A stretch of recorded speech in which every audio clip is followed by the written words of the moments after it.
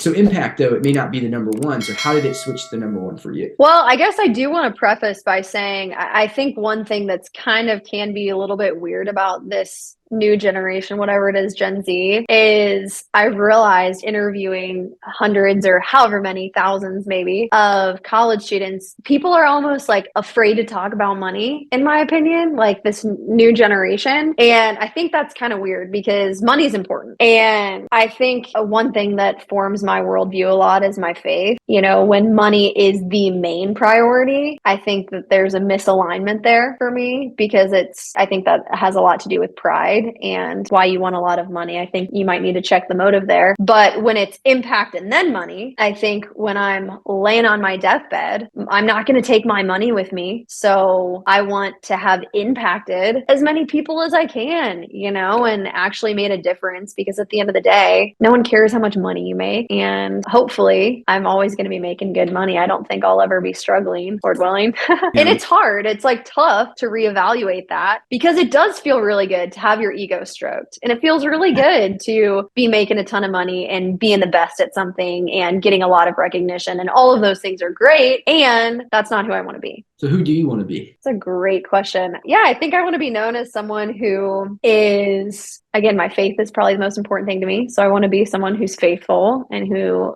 loves Jesus and others really well. I want to be humble and patient and kind and hardworking, integrous. I think it just comes down to a lot of those principles to me. Yeah, I think that's great too, because at the end of the day, if someone does care about how much money you make, do you really care that much? And if you're a person who did Southwestern, you definitely don't care because you've built up your rejection muscle. But you know, you got to think through the psychology of them. Why would someone care how much money you have? Well, the reason that they care how much money you have is because they use it as a confidence booster for themselves. Why do they use it as a confidence booster? Well, they think that they're better than you. Therefore, they think they have confidence. And if they base their life around this, fleeting thing of money where it's a status symbol and I have more than you, therefore I'm better. It's like maybe, or you cheated people, With Elevate Wellness, we had a business that we paid some stuff to hire some people that we thought were going to be good, and they were going to help us with some marketing stuff. Paid a lot of money for this, and the service was not at all. We actually tried this twice. We'll never do it again. We tried it twice, and both times, total waste of money. And at the end of it all, we were like, hey, we really didn't like the service, and they were trying to get more money from us because it also wasn't clear up front, and the service was just so bad. He basically was emailing us and just threatening to sue and all this stuff, and it's just like, wow. Oh my gosh. What a terrible way to run a business, It's like, yeah. And then instead of doing the right business move, be like, hey, that's our fault.